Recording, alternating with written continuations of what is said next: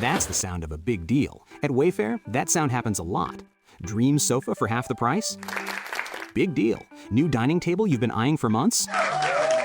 Big deal. Finally picking up those last few pieces and finishing that bedroom? Now that's a really big deal. Whatever your home needs, Wayfair has the selection, the savings, and over millions of 5-star reviews to back it up. Shop Wayfair.com today before someone else snags your big deal. Wayfair, every style, every home. Whence did you actually say no to a request, project, or potential client? Stay tuned and find out. Welcome. Okay, here's the question. You serious? How are we dark horses? You know, the ones everyone is betting against, the ones they don't expect to win, place, or even show on the track, and they'll even laugh on us when we talk about trying. How do we show the world our greatness and triumph? Come on. Well, that's the question, and this podcast will give you the answers. Let's go. This is The Dark Horse Entrepreneur. My name is Tracy Brinkman. And push it out. Hello, my Dark Horse friends and family. Welcome back to your daily dose of Change My Life in 15 minutes or less learning. You know what? I'm not even going to babble on about this one. Let's try it without all the extra stuff in them. Whew, I'm a little out of wind this morning. What's up with that? Came bounding up the stairs and I gotta catch my breath. Maybe I need a little more exercise or something. I don't know. I'm feeling a little under the weather. I'm sure that's a piece of it. Anyway, thank you for joining. You don't want to hear about my woes. Now, I think today, like I said yesterday, I wanted to chat about the upside of saying no. You know, here's the thing. Saying yes, yeah, that just feels good, right? I mean, you love being able to give, to serve, to help other people in their quests to reach their dreams, or just help them get something done. I mean, if you're a parent, you really resonate with this. It's like, hey, Mom, can I have? And you're able to say yes and fulfill that need or that desire or whatever it is. But what about those times when your gut and every fiber of your being is screaming no? And I'm talking about screaming like someone riding the Colossus roller coaster for the first time. No! You know, you're sitting there nodding, right? You know exactly what I'm talking about. You've had that time where someone has come up and made a request of you and you want to help, but there's just something inside you going, yeah, I don't think I should do this.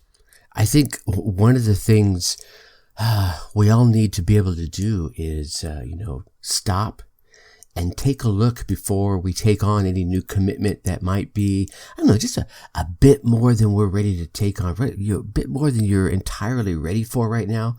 I think one of the things you can do is ask yourself a few questions. I think it's, like 5 of them. I think the questions you need to ask are you taking this on because you truly believe you can execute the task far better than anyone you know or that the potential client knows? I mean, because if that's the case, then right on, that's probably something you should take on and make room for in your world. Are you taking it on because you want to toot your own horn and just be able to prove yourself? I think there's a time and a place for that, but, maybe it's not this one, especially if every fiber of your being is, doing that roller coaster scream no. Are you doing it because you're looking to show strength rather than, showing weakness, or you don't want to be thought of as that you're shirking your responsibilities? That's usually a signal that there's something else going on under the surface, like that duck that's all calm on the surface, but his feet are just paddling like crazy. That might be there's some signals going on there that maybe you shouldn't be taking that one on.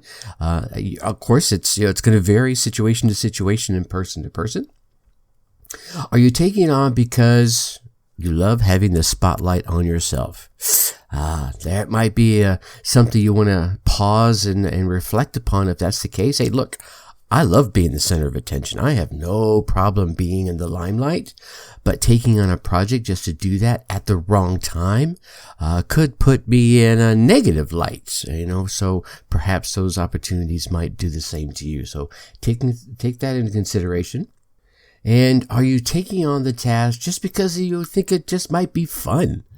Okay, well, that's not a bad reason, but if you're already buried and slammed, taking it on just because it's going to be fun might keep you from throwing yourself all into it and result in a poor result, and maybe you're not servicing that client or that customer to your full abilities. Because, at the end of the day, if you think about it, look, if you say yes to too many requests from friends, families, colleagues, clients, prospects, and business partners, you're going to end up feeling stressed out, stretched thin, undervalued, and you're probably even going to get a little bit snarky, right? Which is not a great way to keep your relationships in the tip-top shape, that's for sure. So that, I think, really kind of pivots back to the upside of being able to say no when your docket is full, or certainly if it's riding the rim, right? And it's not only better for you, for your health and for your stress levels, but it's probably in the long run going to be much better for the person making the request, as you're probably not going to give them the 110, 150% you would normally give them, given the kind of person you are. And I think if you think about it, another upside of saying no is it's a way you can show that you value and you respect whoever it's asking you to take on that task, request, or project. Because if you value their outcome, their opinion, and their relationship in your world, you're going to want the best for them. And if you're not in a position to give them that very best right now, then that is an upside of saying no. So the next time you're faced with a new request, ask yourself first, why would you want to take it on? Go through the 5 examples I gave you. This way you can always be sure you're taking it on for, the right reasons, not just those egocentric ones. And then I think another thing you could do, and you could probably do this right now, well, as soon as you're finished listening to this episode of the podcast, take some time to think of the things that you have previously wished you had said no to. It might not be too late, right?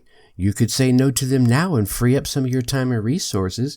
And even if it is too late to change your mind, if you take the time right now to rethink what you would have said, it'll certainly better equip you mentally for the next time you get asked to make a very similar decision.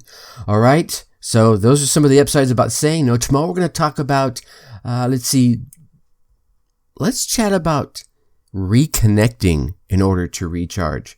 All right. So as you always, if you want to keep on getting all these great tips on a daily basis, go on down there, hit that subscribe button, leave us a 5-star rating, drop us a review. This help us get out to more folks that could benefit from these daily tips. And I'm not going to even tell you about the Facebook group. You know where it's at. Go over there, check us out. The link will be in the show notes below. Alrighty then, you get out there, you run your race, you get your results, and let me hear about them. Until tomorrow, I'm going to leave you as I always do. Think successfully and take action. Thank you for listening to the Dark Horse Entrepreneur Podcast. You know this! Thanks for tuning in. Check us out at www.darkhorseschooling.com. All right. My name is Tracy Brinkman.